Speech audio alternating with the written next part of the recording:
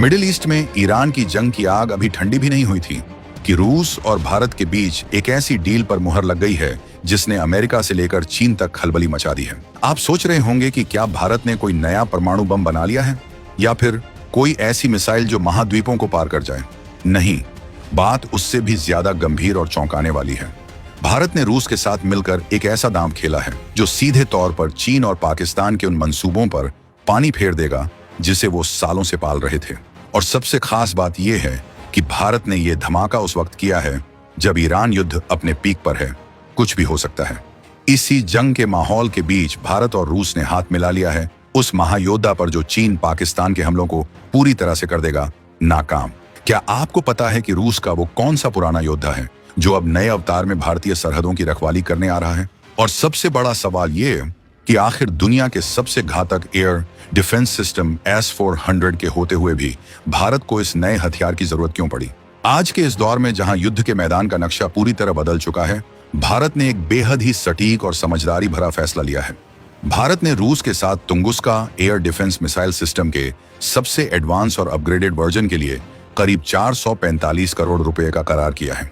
ये सिर्फ एक सौदा नहीं है, बल्कि उन दुश्मनों के लिए एक सीधा संदेश है जो ड्रोन के जरिए भारत की सुरक्षा में सेंध लगाने का ख्वाब देखते हैं। तुंगुस्का का नाम सुनते ही शायद पुराने डिफेंस एक्सपर्ट्स को 90 का दशक याद आ जाए, लेकिन रुकिए, ये वो पुरानी मशीन नहीं है। ये 2026 का वो शिकारी है जिसे खास तौर पर ड्रोन स्वैम यानी ड्रोनों के झुंड को राख बनाने के लिए डिजाइन किया गया है। चीन और पाकिस्तान ने पिछले कुछ समय में जिस तरह से सस्ते और छोटे ड्रोनों की फौज तैयार की थी, भारत ने अब उसका पक्का इलाज खोज लिया है। अब जरा इस बात की गहराई को समझिए कि आखिर इस वक्त इसकी जरूरत क्यों पड़ी। आपको ऑपरेशन सिंदूर याद होगा, जब सीमा पार से पाकिस्तान ने तुर्की से मिले सस्ते ड्रोनों का एक पूरा मेला भारत की तरफ भेजने की कोशिश की थी। उस वक्त हमारी सेनाओं ने उन्हें मार तो गिराया था, लेकिन तब एक बहुत बड़ी कमी महसूस हुई थी। वो कमी थी एक ऐसे सिस्टम की जो S-400 जैसे बड़े सिस्टम को सुरक्षा दे सके।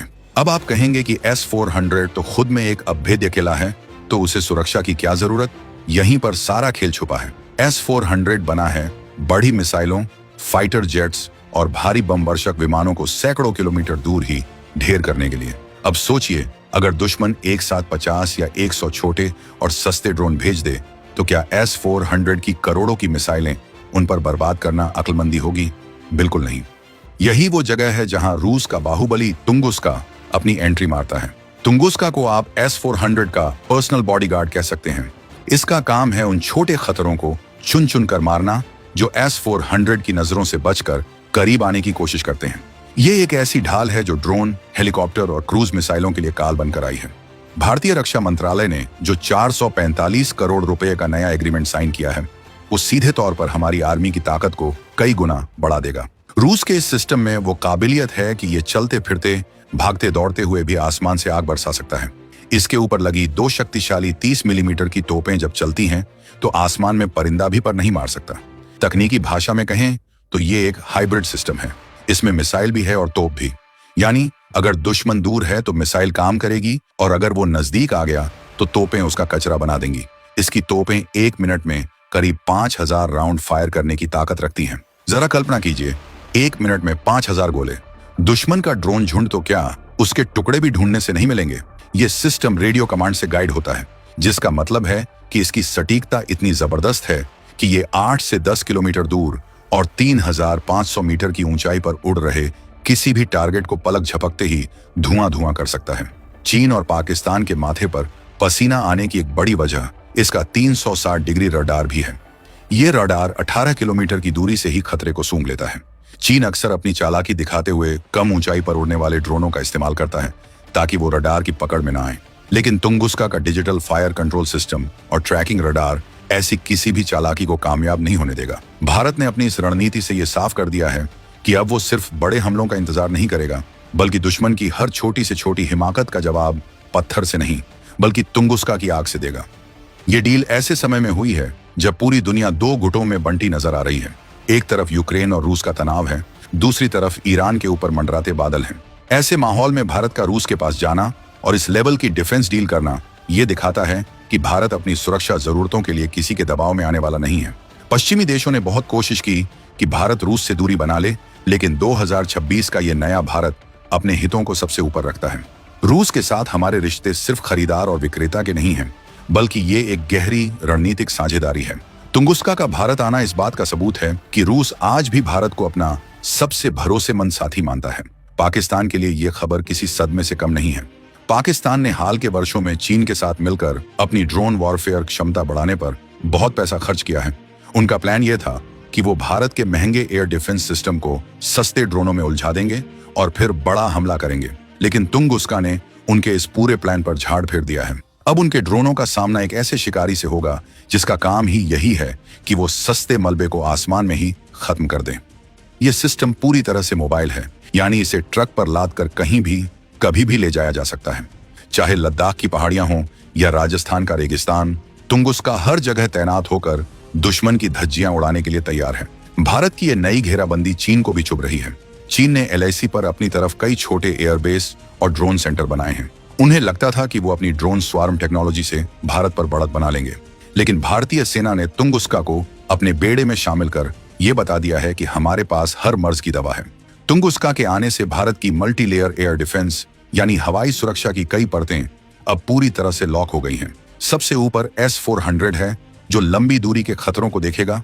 उसके नीचे आकाश और MRS सेम जैसे सिस्टम हैं, और अब सबसे नीचे यानी क्लोज रेंज की सुरक्षा के लिए तुंगुस्का खड़ा होगा। इस सिस्टम की एक और खास बात जो आपको जाननी चाहिए वो है इसकी रफ्तार और रिएक्शन टाइम। युद्ध में जीत उसी की होती है जो पहले वार करता है। तुंगुस्का का रडार और गन सिस्टम इतना तेज है कि जैसे ही कोई संदिग्ध चीज आसमान में दिखती है, ये सिस्टम कुछ ही सेकंड्स के भीतर उसे लॉक करके फायर कर देता है। इसमें लगे रडार को जाम करना दुश्मन के लिए लगभग नामुमकिन है, क्योंकि रूस ने इसके 2026 वाले वर्जन में एंटी जैमिंग टेक्नोलॉजी का इस्तेमाल किया है। यानी दुश्मन चाहे कितना भी बड़ा इलेक्ट्रॉनिक वॉरफेयर का उस्ताद क्यों ना हो, तुंगुस्का की आंखों में धूल नहीं झोंक पाएगा।